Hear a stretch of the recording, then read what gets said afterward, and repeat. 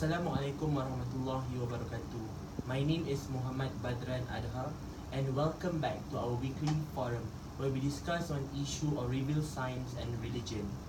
According to the famous scientist and a Nobel Prize winner, Albert Einstein, he said, "Science without religion is lame, and religion without a science is blind." So together with me, I have 4 representatives that are going to discuss on the science revelation in the Holy Quran.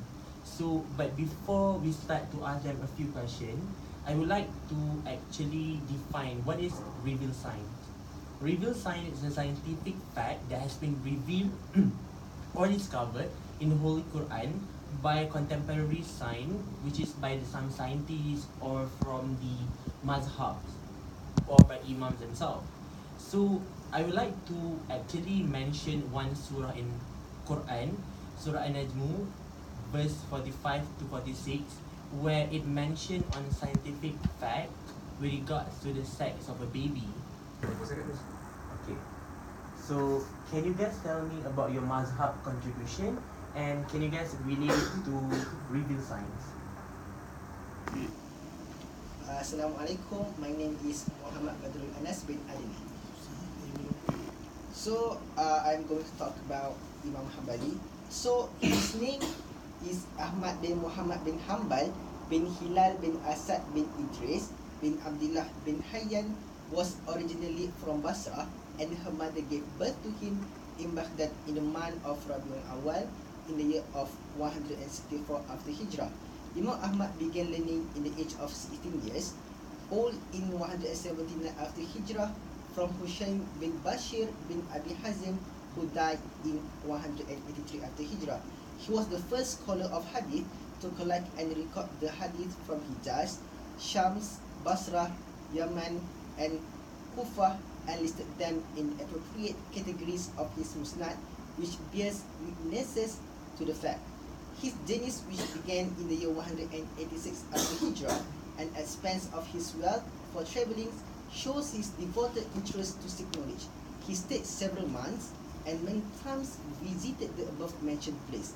He was the Imam in the science of Quran and Tafsir, science of Nasakh wal Mansukh, as well as the different modes of recitation, which is Qira'at, preferring some modes of recitation over others. He was a major expert in jurisprudence, since he had the advantage of gaining knowledge from some of the well-known early judges and jurists and their legacy, such as Abu Hanifah, Malik, Shafie, and several others. Imam Ahmad became indisputably a leading authority in hadith and left a massive hadith book, Al-Musnad, as an evidence of his expertise and commitment. It was reported that Ahmad bin Hanbal scrutinized like 750,000 hadiths, from which he's chosen 40,000 as reliable, 10,000 of which are duplication. And among his major works, there is Kitab Musnad, Tafsir, Kitab Salah, Kitab Sunnah, and Kitab Nasakh wal Mansukh. Tabzu is viewed as his most reflective input to the Islamic heritage. Thank you. Assalamualaikum. My name is Muhammad Hanif bin Maulud. So, pertaining about Imam Abu Hanifah.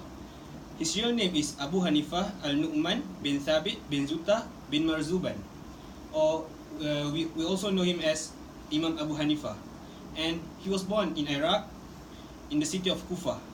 And he was born 67 years after the death of the Prophet Muhammad SAW, is 80 years after Hijrah. And he is the founder of the Hanafi school of Orthodox Sunni jurisprudence. And he was also the founder of Mazhab Hanafi. And also, Mazhab Hanafi is the first mazhab that is introduced in the world before Mazhab Hambali, Shafie, and Maliki. And he died in 150 years after Hijrah in a prison cell. And the cause of the death was unclear, because some said that he was get into a fight, or also he was poisoned. And his source of methodology is 5. That is, the first one is Quran, Hadith, Ijma, Qiyas, and Istihsan, and also Uruf. And his contribution on the revealed science is firstly in faith. That is, he contributed by asking intelligent question and trying to answer the question in a structured and methodical way. Secondly, he is the one that raising the sublimity of Islam through his authentic interpretation of Islamic jurisprudence, and also he had written several books on hadith, and it is reportedly nearly 1,000 hadith, and he did it on his own. And also his contribution is he emphasized the vital role played by the other three leading imam, because he's the first one that is introduced the mazhab. Then it was followed by Imam Malik, Imam Shafie, and also other scholars. And also he described and explained the details of Islamic rituals based on Quran and Sunnah, and it is followed by the other imams. And he had written several books of faith, and most notably his magnum opus Al-Fiqh Al-Akbar. And he was the first scholar that reasoned about laws by interpreting the principles that can be used to infer rules.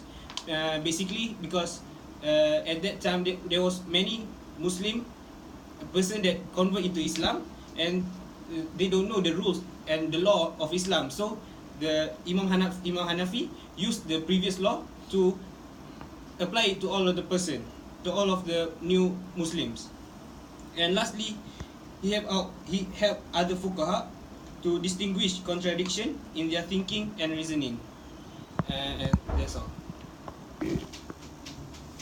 Bismillahirrahmanirrahim. Assalamualaikum warahmatullahi wabarakatuh. My name is Faathir Imran bin Firdaus, and today I'll be talking about the contribution of Imam Malik.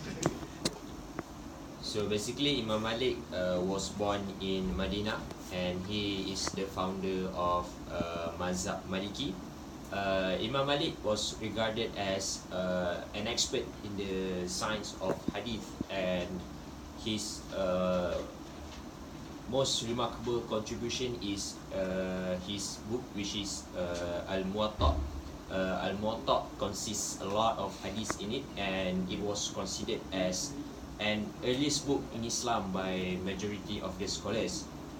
Furthermore, Al-Muwatta has also become the reference of Muslim until today, which a lot of contemporary scholars refer to Al-Muwatta whenever an issue about hadith arises. In addition, Imam Malik has a lot of great students such as Imam Abu Hanifah and also Imam Shafie. Not to forget that Al-Muwatta was also narrated by a lot of previous famous scholars such as Imam Suyuti, where he described this book as his most useful reference whenever he wants to write about hadith. So I think that's all from me. Thank you. Assalamualaikum warahmatullahi wabarakatuh. My name is Mustaffa Kamal bin Mustaffa, and I shall be talking about Imam Shafii and his contribution. Imam Shafii full name is Mohammad bin Idris Shafii. Hence the title Shafii came there. Muhammad bin Idris Shafii. So Shafii is actually his grandfather, but that name is attributed to him. He is well known as Sheikh al-Islam, Sheikhul Islam. He was born in Gaza, in Palestine, and he is one of the student of Imam Malik, one of the best student of Imam Malik. Imam Muhammad al-Shafi'i is the third of four great Imams.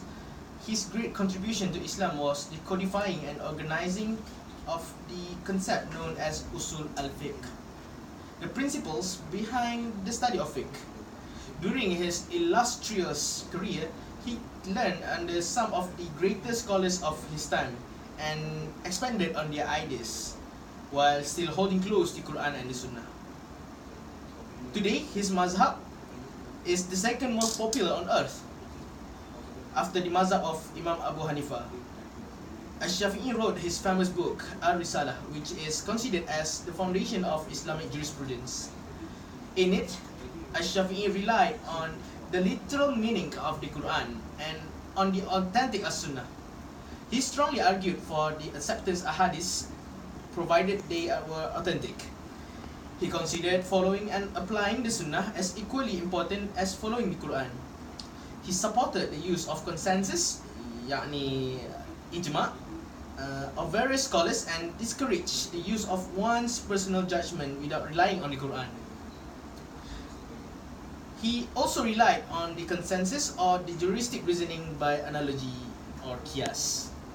So basically, Shafie has laid down a great contribution, which is usul al-fiqh, which is nowadays, which is in this current situation of our community of Islam, is widely used and is excessively used. So let us all thank Imam Shafie for his contribution. To summarize today's forum, every mazhab has their own remarkable contribution in terms of tafsir Quran and hadith that show the existence of revealed sign. So it was a very fruitful session, insightful session with all of these four representatives. Stay tuned for more interesting topics.